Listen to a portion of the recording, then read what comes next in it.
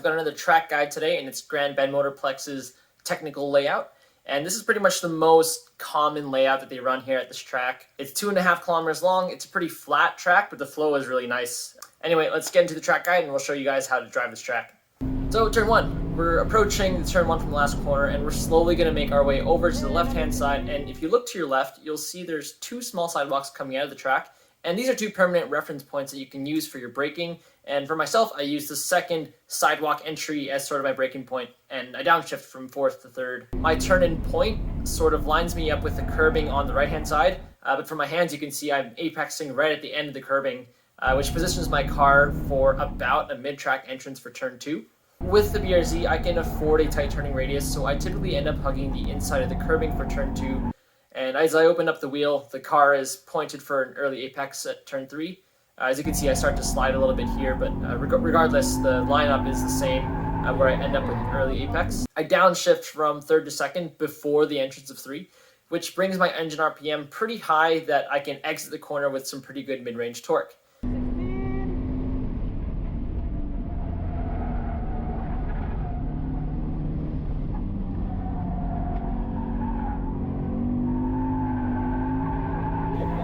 From early apex of turn 3, I track out wide, downsiding the entrance point of turn 4.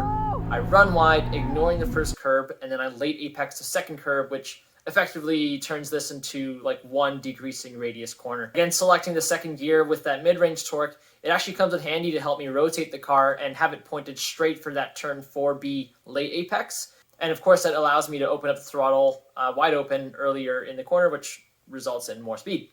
I then exit 4B with my eyes looking ahead at turn 5, looking for the turn 4 exit curbing in my peripheral vision. As I turn my head toward turn 6, I'm braking at the beginning of the curb on the left, aiming for a late apex on 5, which puts me sort of on the right side, and then that gives me the largest radius possible for turn 6. Turn 6 is also a late apex, which allows me to get on power earlier for this fast sweeper section of turn 7 and 8. You want to keep the gas pedal flat from turn 6 pretty much all the way to turn 9 if you can. And in my car, it's a lower horsepower car, so I can do that.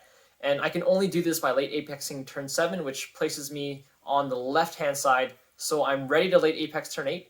And if you've got a stiffer car, you want to be careful at the turn 8 curb, as it could launch you if you hit it too aggressively. So if your car has a lot of power and it's pretty stiff, you definitely want to keep away from the curbs. You can so easily take a similar line if you just go around the curbing here.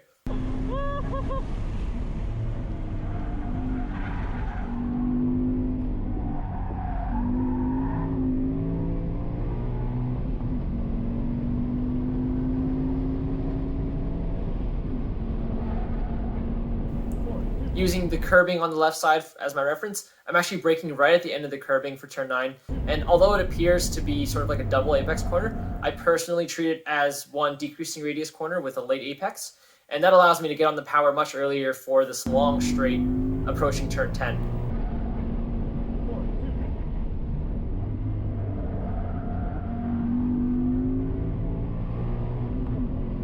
Unfortunately, for turn 10, there aren't any signs or reference points that you could use other than the cones.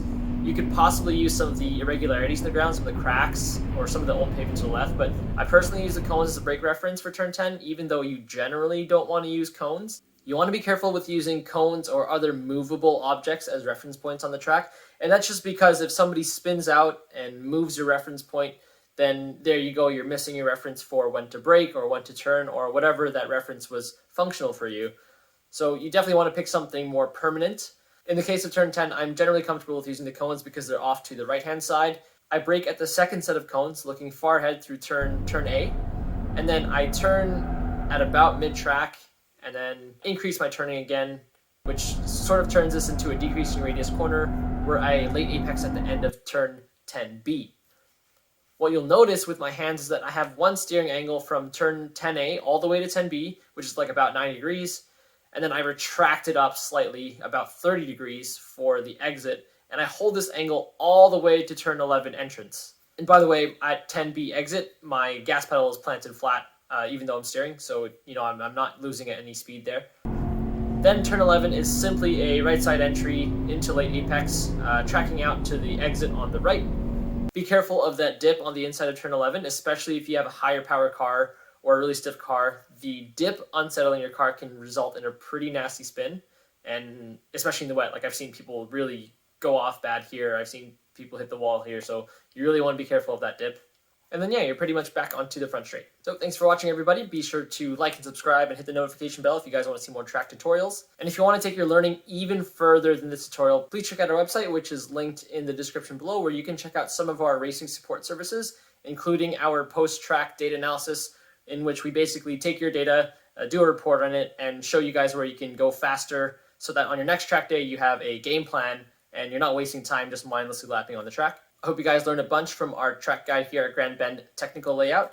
I will see you guys at the track. Bye for now.